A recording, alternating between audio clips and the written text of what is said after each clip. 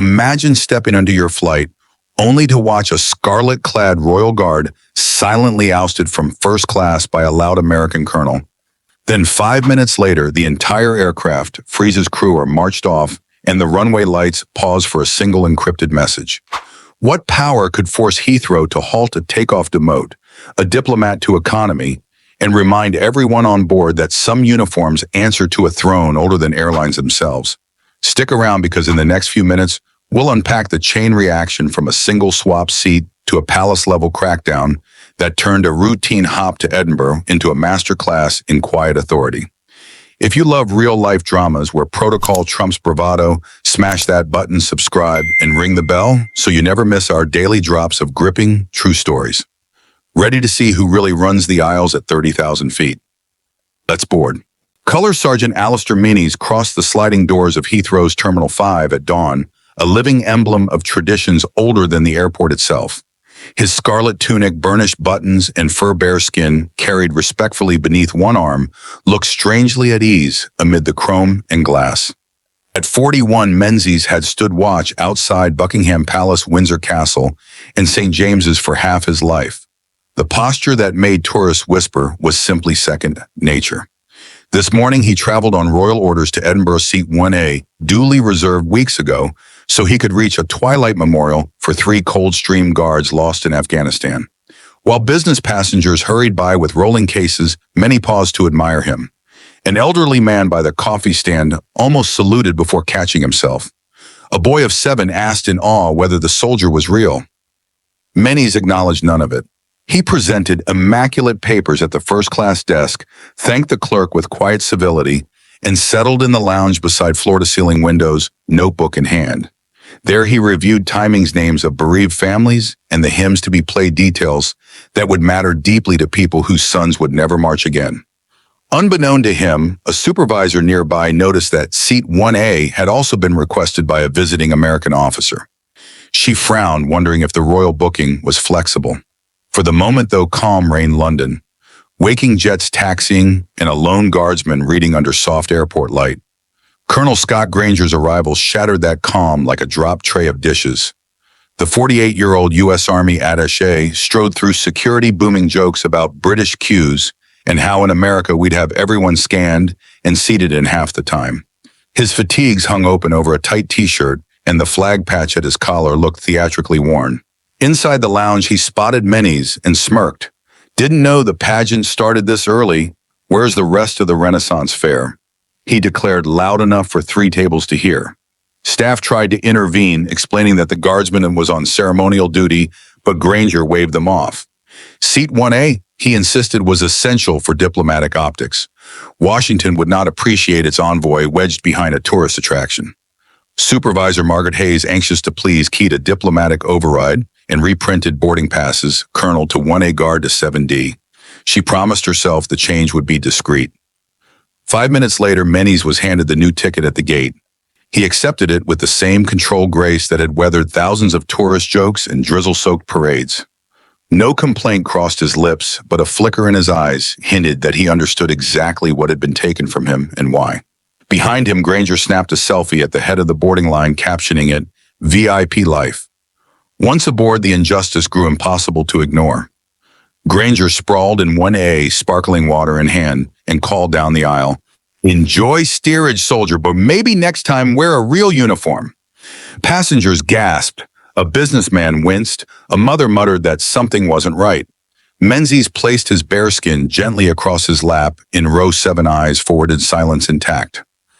Yet the cabin buzzed phones consulted BBC articles noting that royal ceremonial personnel outranked visiting brass in British airspace. Whispers spread row by row. A retired headmaster in 6C asked a stewardess why protocol had been reversed. She could only mumble about security reasons, her discomfort plain. Menzies, meanwhile, produced a small encrypted handset and tapped 4 words. "Seat assignment violated. Proceed." The message leapt through secure channels to Horse Guards, to St. James Palace, to British Airways Security Director, each recipient fully aware that ceremonial protocol is not a courtesy but a mandate. In the cockpit, an urgent call redirected the crew, pushed back, canceled senior management en route flight, grounded until the Crown's order was restored. Passengers felt the engine's power down and glanced at one another with growing anticipation. Something larger than any single seat was unfolding above the clouds of authority, and everyone aboard sensed that the final reckoning was only moments away. Ground power still hummed through the cabin when the forward door hissed open again, this time admitting two senior British Airways officials whose epaulets and grave faces told experienced travelers something serious was afoot. Without ceremony, they thanked the flight attendants, relieved Margaret Hayes of duty, and asked her to leave the aircraft at once. Passengers watched her walk down the jet bridge, clutching her clipboard like a lifebuoy, eyes wide in disbelief. The new purser, silver-haired and calm as a vicar, moved directly to row 7. Colour Sergeant on behalf of the airline and the Crown Travel Office. "I apologize. Your proper seat awaits." Menzies stood gathering bearskin and saber with quiet grace and advanced up the aisle. Conversation ceased. Even the overhead fans seemed to hold their breath. Colonel Granger tried a breezy grin as the guardsman approached. It wilted when the purser turned to him. "Colonel, please move to 17F. Now, sir." Granger sputtered about diplomatic immunity, but the purser's gentle baritone never wavered. Crown ceremonial protocol overrides all other clearances on a UK-registered aircraft. A murmur of approval rolled through the rows, not applause, but the older equivalent genteel nods, soft hms. The satisfying click of knitting needles resumed. Authority had spoken and order was being restored. Engines finally spooled and the jet angled skyward, but conversation remained subdued as though the passengers were guests in a grand cathedral. Many is now reunited with Seat 1A, accepted tea in fine-boned china, and stared ahead still as a church effigy. Somewhere over Newcastle, a retired schoolmistress leaned across the aisle and whispered to a neighbor, "You see, real discipline never shouts." In 17F, Granger discovered an economy seat has very little legroom for wounded pride. He scrolled his phone seeking sympathy, yet found only terse messages from embassy aides. Advise immediate discretion. The captain, an RAF veteran himself, spoke once over the public address, praising the uncommon professionalism of passengers and crew. Several listeners recognized the coded thanks for not embarrassing the airline further. The rest of the journey passed in small sips of tea, the rustle of newspapers, and the gentle bump of wheels meeting Edinburgh's runway, mundane sounds that felt after the earlier drama like music. At the gate, a discreet black sedan bearing royal household plates waited for Menzies. A man in a dark suit, no badge, but the posture of someone who reported to very high windows, offered a respectful nod and guided the guardsman away to Holyrood House, where candles already burned for fallen comrades.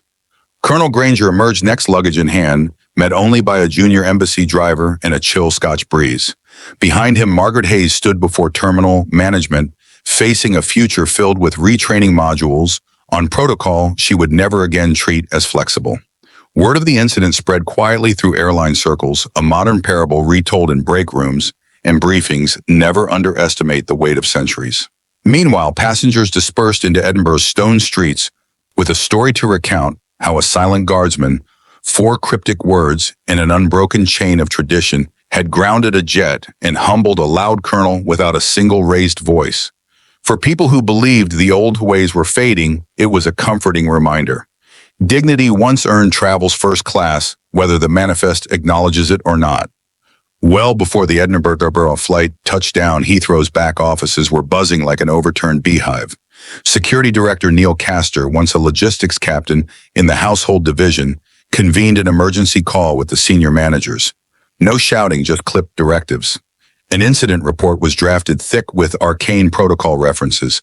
Every keystroke reminded younger staff that the airline's oldest partner is the Crown itself. Evening tabloids rang for comment, but press officers gave only a single sentence. British Airways regrets the procedural error and has taken immediate corrective action. Behind closed doors, supervisory rosters were sifted.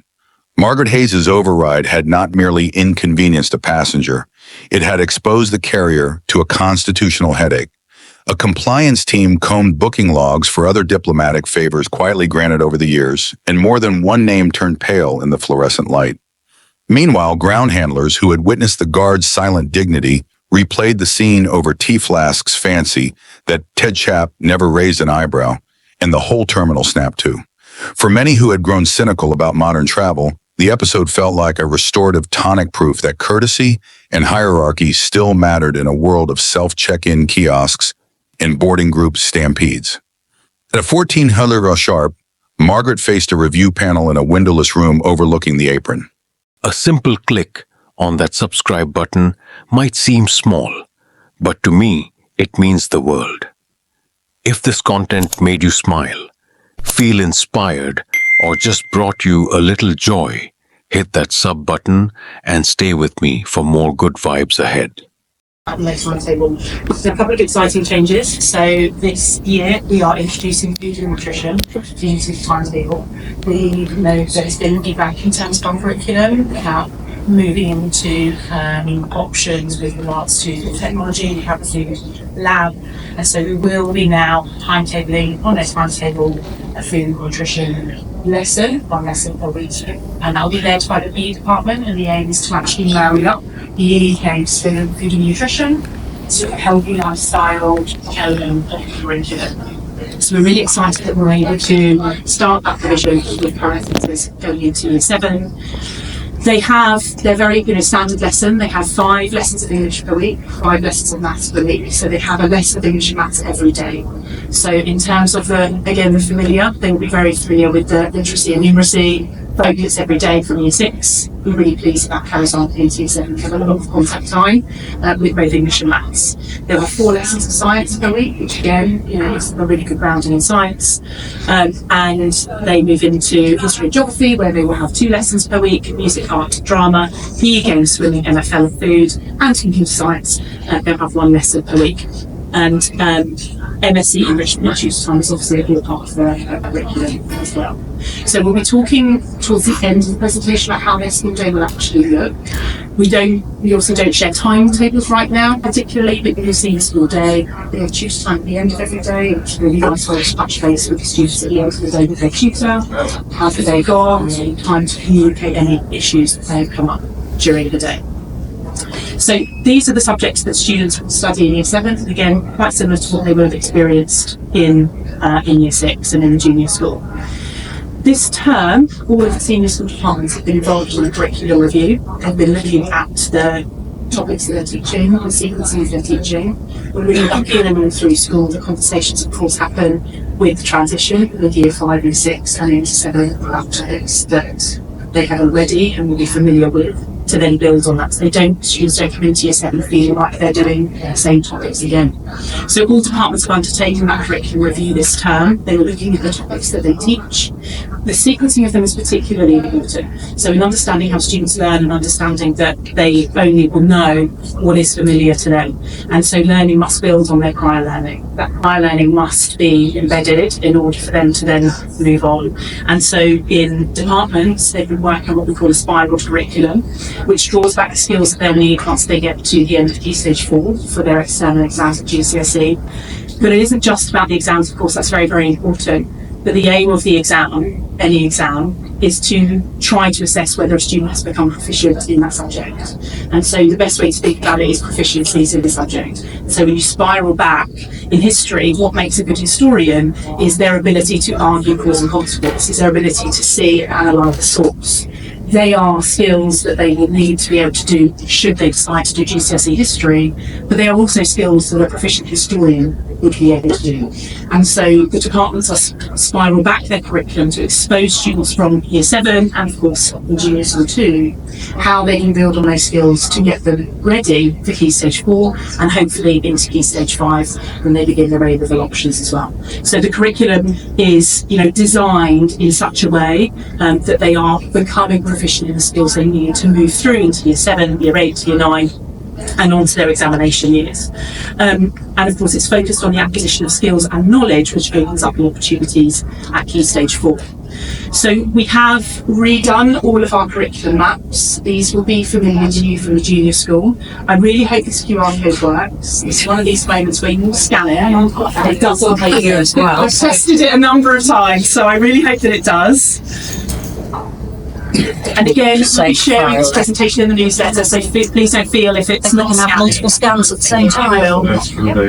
Yeah, it will. Don't have to write anything down. It will be shared with you. We're getting a document No, okay, it's lovely. Yeah, yeah, right. Yes.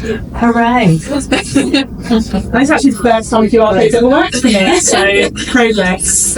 Yeah. So please, this is very detailed, okay? I think it's about 27 pages long, so it's certainly not for, for reading now, but what this shows you is term by term through the year what your child will study in each of the subjects on offer in the senior school. As a parent, particularly as students move through senior school, getting information out of your children can become a little bit more difficult, I would say. What are we doing at school? It's all going fine. Everything's fine until it's not fine. It's very binary, isn't it? It's fine and then it's not fine. But how can we support them in actually what they're studying in their subjects? If they are struggling in English, in maths, in science, whatever subject it might be, what the curriculum that's really helpful for you as a parent to see is exactly what they're studying at that time. What we've added into the curriculum maps as well, which I think is really, really important for parents to see, for students to see, but also as teachers for us to be cognitive of, is how does each topic build on prior learning? So what is it you would expect your child to be able to now do that's then unlocked in term 2 and then unlocked further in term 3? So hopefully those curriculum maps are helpful in giving you an understanding of what's going on in each lesson, and if there's anything in academics out there, please do let us know. But this has been the sort of body of work that we've been doing this term to make this information much more accessible for parents. So you can see we used to share them term by term, but I think the annual overview helps you to see how that learning sequence and how it builds on from term 1 to term 3. But please don't feel like we can't put this down. This will be shared in the Year 6 newsletter, this whole presentation. So I just wanted to drill down on the core curriculum to give you a sense of, again, how it's built. So the Key Stage 3 curriculum in all of our subjects is of course spiralled back from GCSE and the skills that they will need to do. But in GCSE English, ultimately they'll be assessed on prose, drama, non-fiction and poetry. They're the 4 aspects of their English exam. But again, to really emphasise the point, the exams are really important, but also what would you expect students to be studying in English are these sort of core competencies, which is what the exam will eventually assess. And so what the curriculum then does is it's broken into 4 parts for each year group, year 7, 8 and 9. And they focus on those 4 skills. So in year 7, students start with prose, they start with Bone Sparrow, then they move into Shakespeare, they do Julius Caesar, then non-fiction is Leaders of Tomorrow, and then they move on to the poetry section. And the curriculum maps are just more detailed versions of this. So you can see exactly what they're studying, the key content, how they're going to be assessed at the end. Similarly with maths, you will be familiar with White Rose. So one of the ways in which the transition into senior school becomes more familiar than unfamiliar is that the maths department can also teach the White Rose curriculum. There's been, again, a lot of work between both junior and senior school with ensuring that transition is as seamless as it can be, build on their prior learning. And so what sometimes students will say, I've already done algebra, like it's something that gets done, you tick it off.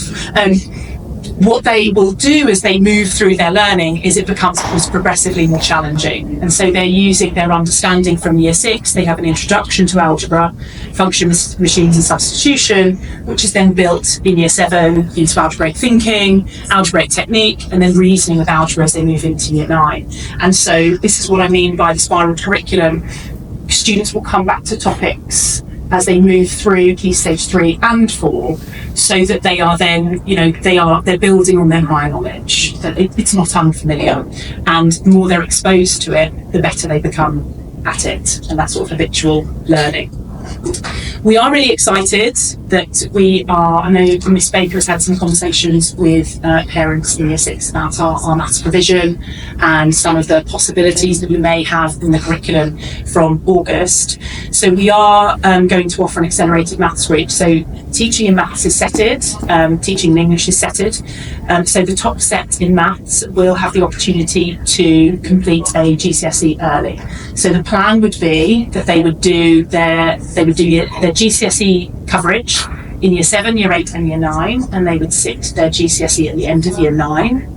They would then do a further maths GCSE that they would carry on from into year 10, the whole of year 10, and the first part of year 11, and they would sit their further maths GCSE in the November of year 11. And for the remaining months in year 11, they would cover the statistics module or statistics specification, and they would do the statistics GCSE in the June of year 11. So they would leave in year 11 with 3 maths qualifications. Now, just a few caveats to this. Sitting GCSEs early is not for, every child. Universities don't know that a student would have sit it necessarily early. It is not, you want a student to try to get their best possible grade. And for many students, that will be that they do the traditional 5 years and then they do their GCSE at the end. If they are a student who would like to move into maths, maybe at A-level and on to university, they don't have to have 2 extra qualifications in maths either. Okay, so we will, as students come in August, Miss Bacon will be liaising with parents, talking with you about how this will look. The plan is that students will do a baseline assessment, they do already in maths, to determine the set of groups, which would then determine the top set and the plan for an accelerated route. What we may see with that accelerated group is that there are a number of students who we think are capable of doing that, and so whilst we have a limit in class size of 24, it may be that it's appropriate that class size could be 25 or 26, dependent on what we think in terms of their capability of being on that accelerated programme. But this is something new that we're offering. We think it's really, really exciting that they have the opportunity to do it. But I think it's really important as parents, that universities don't know this at something early. It's not for every child, and it's, we are looking for that accelerated programme for those students who may be able to push particularly their proficiency in maths. But there will be lots of communication about how that's going to work and what it's going to look like for your child as we start the new academic year. We are very excited at these opportunities to begin to put this in place for students for whom we think it, is definitely an option for them.